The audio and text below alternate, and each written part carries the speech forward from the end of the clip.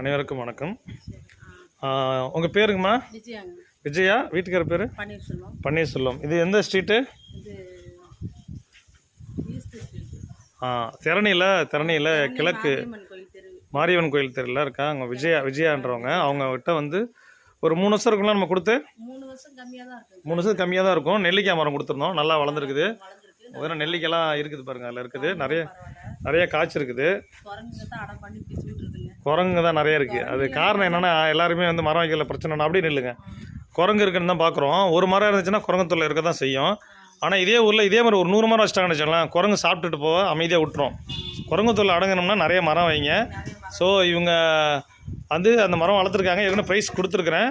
இன்றைக்கி வந்து என்கிட்ட கொய்யா மரமும் நெல்லிக்காய் மரமும் திருப்பி கொடுத்துருக்குறேன். அதையும் நீங்கள் வளர்த்துருக்கம்மா விஜயம்மா.